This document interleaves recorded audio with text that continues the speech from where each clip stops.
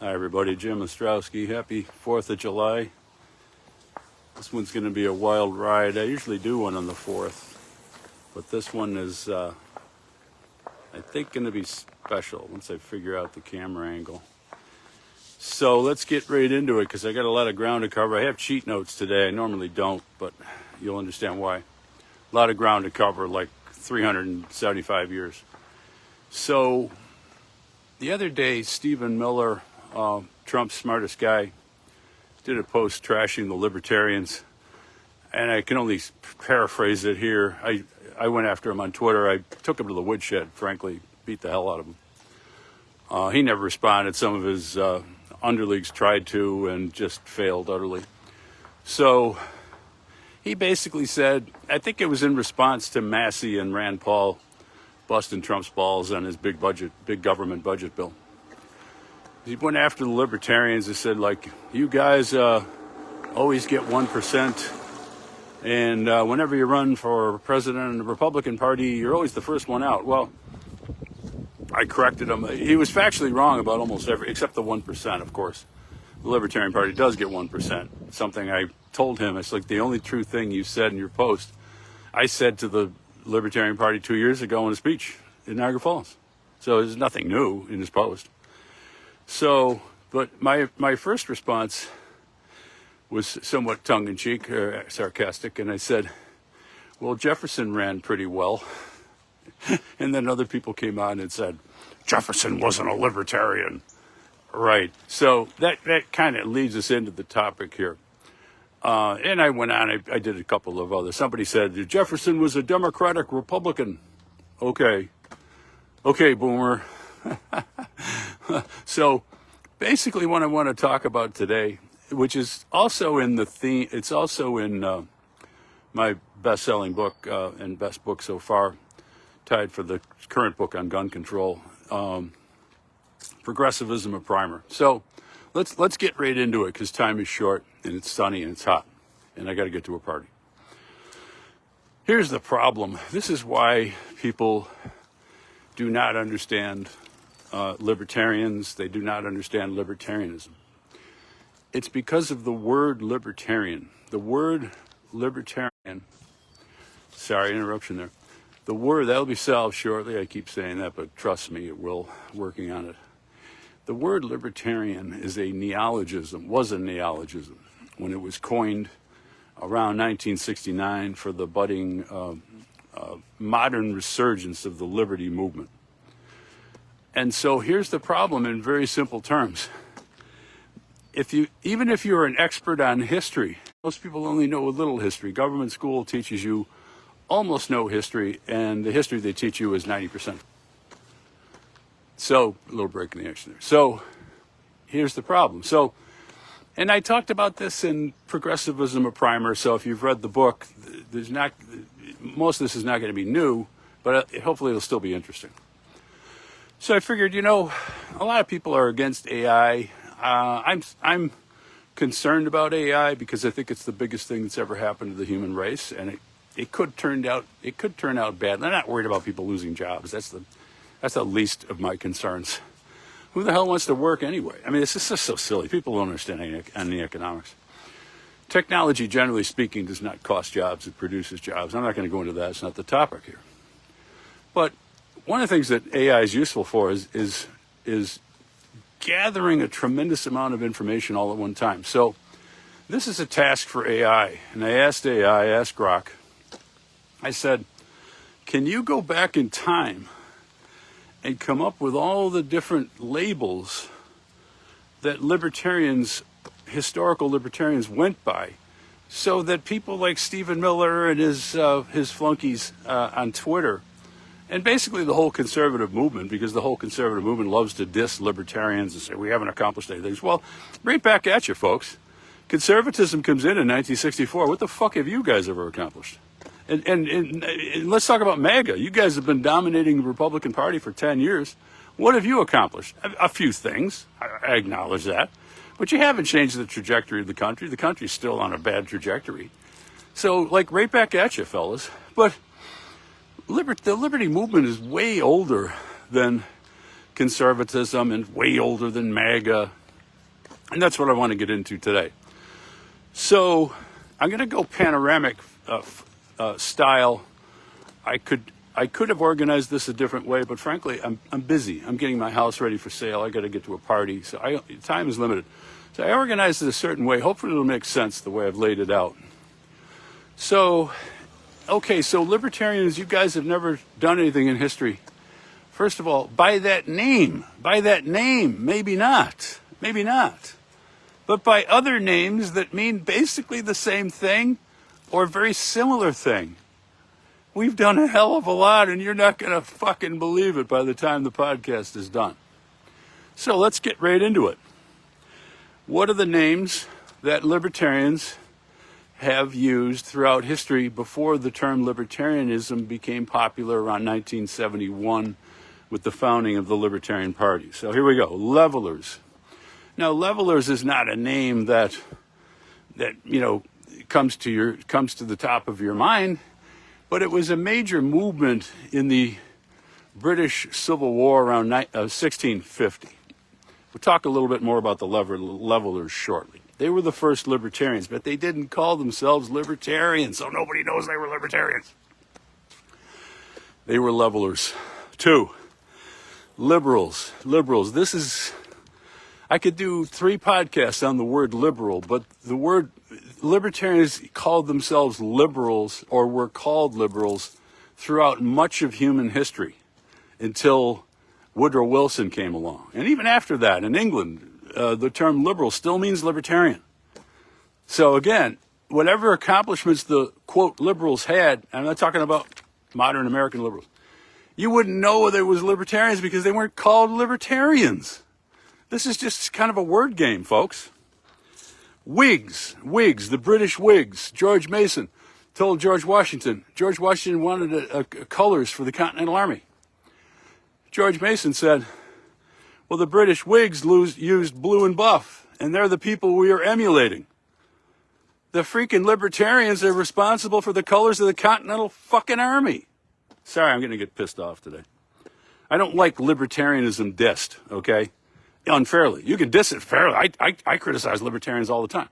Don't do it unfairly. Don't be wrong, in other words. Don't be factually wrong.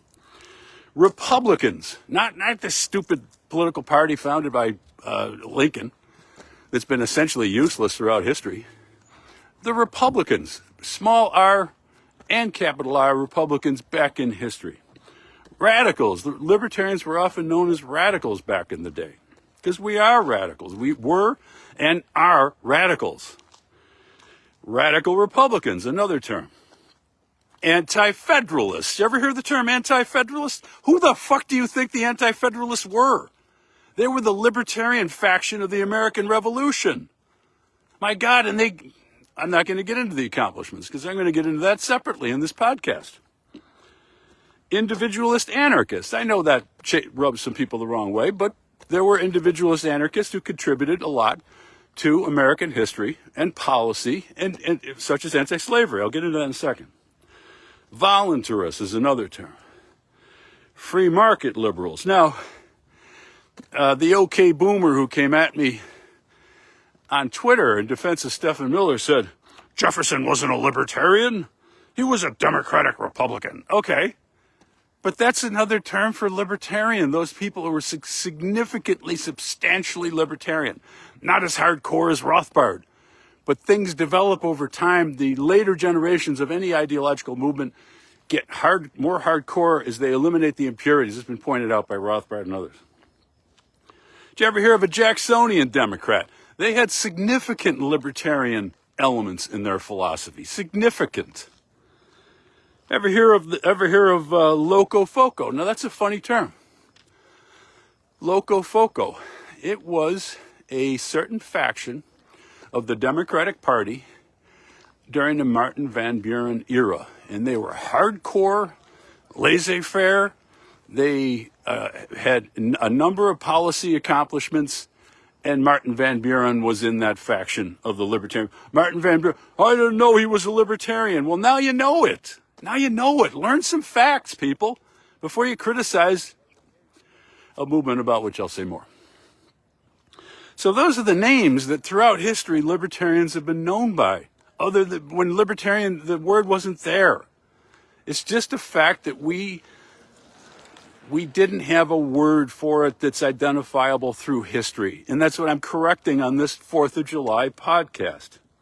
Let's talk about some of the figures who were libertarians that you probably don't even know were libertarians. Because again, when they were alive and operating in the realm of public policy or history, the term libertarian wasn't in currency. Richard Overton, sure, you don't know who he is, but unless you're an expert on British history, but he was one of the levelers. The levelers are absolutely critical. I'll talk about that in a second. Algernon Sidney. Who do you think developed the concept that the people have the right to have a revolution if the government is a tyranny? That's why you're celebrating today, folks. Algernon Sidney, he lost his head to the king when the king read his book. He was a libertarian. Yes, he was a libertarian. John Locke. Adam Smith. Ever hear of Adam Smith? Thomas Paine. Thomas freaking Jefferson, the guy who wrote the Declaration, was a libertarian. Yes, he was a libertarian. Okay, boomer. Patrick Henry. George Mason. I'm not saying these people were 100% pure libertarians. I'm saying they had substantial libertarian beliefs, and I would say that whatever inconsistencies they had, the essence of their philosophy was libertarian. And the inconsistencies were due to the fact that they just didn't straighten out the logical inconsistencies, which is part of human nature. Not everybody's consistent all the time, particularly in the early days of a movement. God, I could go on for hours. Lysander Spooner. May not have heard of him unless you're a libertarian. A key anti-slavery activist. Henry David Thoreau. Read his essay. Pure libertarian. Walt Whitman had significant libertarian elements. Auberon Herbert. Obscure British figure, but a hardcore libertarian in England. Gustave Molinari. Frederick Bastiat, one of the greatest economists of all time. Richard Cobden. Grover Cleveland had significant libertarian influences. Mark Twain, I would call him a fellow traveler. Ever heard of Mark Twain? He was a member of the Anti-Imperialist Society. Significant libertarian aspect to his thought. Martin Van Buren, he's part of that Loco-Foco group that I was talking about. Rose Wilder Lane, now we get into the 20th century. Isabel Patterson, Ayn Rand, H.L. Mencken. Called himself a libertarian back in the day, but it wasn't in currency at that time. Leonard Read, Murray Rothbard, Ludwig von Mises, my teacher, Murray Rothbard, and Milton Friedman, who was my friend. So that covers some of the labels and some of the historic. Hold on a second. And somebody thinks I want to hear their music. Got to tolerate a lot of bullshit in a free society. So let's get into now. This is the key thing. Yeah, okay, you guys have been around in history. You've had some famous names. Have you done anything with yourselves? Have you libertarians accomplished anything? Let's go through it real quick before I get to Hurdle Avenue. How about the English Bill of Rights? And this is Grok, by the way. This is not Ostrowski. This is AI, artificial intelligence, Grok. I asked, what are the accomplishments of the historical libertarian movement? English Bill of Rights. Constitutional limits, the Glorious Revolution, rejected monarchical power and protected individual liberties like free speech and fair trials. Like those things? How about the American Revolution and Declaration of Independence? I'm not even going to bore you talking about how the Declaration is a libertarian document. It's a hardcore libertarian document, but this isn't me, this is Grok. Thomas Paine, John Locke, the Declaration of Independence, natural rights. The Revolution established a government based on consent, a cornerstone of libertarian thought. See, libertarians have accomplished so much, I have to talk fast because I'm running out of park space. The U.S. Bill of Rights. Anti-federalists pushed for a Bill of Rights. Freedom of speech, religion, press, assembly, right to bear arms, protections against unreasonable searches. Repeal of the Corn Laws. Nobody knows about this. Nobody knows about this. Frederick Bastiat and Cobden's free trade advocacy led to the repeal of Britain's protectionist corn laws, lowering global food prices and promoting global trade. How many people didn't starve because they did that? Set a worldwide precedent for free market policies. New York State Constitution, 1846. Now I got to flip. I'm not even remotely done, by the way. I just got to flip the script. Bastiat's the Free Trade Treaty of 1860. You know, France and England were at war for centuries. And then they signed a free trade agreement in 1860. That ended all the freaking wars. Reduced tariffs spurred economic growth, demonstrating the benefits of open markets. Abolition of slavery. Libertarian thinkers like Spooner and Martin Van Buren from the Free Soil Party, after he was president, contributed to the anti-slavery movement, culminating in the 13th Amendment. Grover Cleveland's fiscal restraint, vetoing federal spending bills. The airline, now jumping ahead, the Airline Deregulation Act, Milton Friedman was behind that. Telecommunications Act, libertarian ideas, again, opening up competition. And global spread, this is Grok, this is not me, global spread of free market policies. The global, not going to get into the weeds on this, the global poverty rate has gone down significantly, even in a world of like statism, just because of a freeing up of markets. How many people are alive today worldwide because of this? And the libertarians get zero credit because of ignoramuses like Stephen Miller. Trump's smartest guy. Get smarter, Stephen. Up your fucking game. I was about to say the B word. So I'm going to close by adding my own list, because this isn't Grok, this is J.O. from Progressivism, a Primer. I think Grok has been somewhat parsimonious, if that's the right word, in doling out kudos to the libertarians. So I'm gonna basically just close on this list, because if you look at the title, what did I call this thing? You owe 4th of July to the libertarians and pretty much everything else. Libertarians, as I said to Stephen Miller, we invented the modern world, and we get no credit for it because of the fact that the word libertarian was in currency. This is the core of my work, to explain to people all the accomplishments of the historical liberty movement. Here we go. Just a couple minutes ago. How about the right of self-ownership? The libertarians gave that to humanity. How about the right to property? We didn't invent it, but we promoted it and gave a philosophical basis for it. You have no freedom without property. We all know that. The right of revolution that we celebrate today.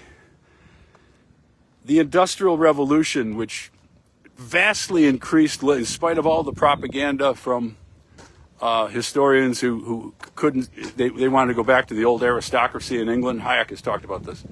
The Industrial Revolution is responsible for the fact that we can have 8 billion people on the earth living far better than they ever did throughout history. Freedom of religion, the end of all those religious wars. Critiquing war and promoting peace, understanding the causes of war, such as protectionism causes war. Protectionism causes war. Bastiat said, if goods don't cross borders, troops will. Habeas corpus. Throughout history, people would be thrown in a dungeon and never get out.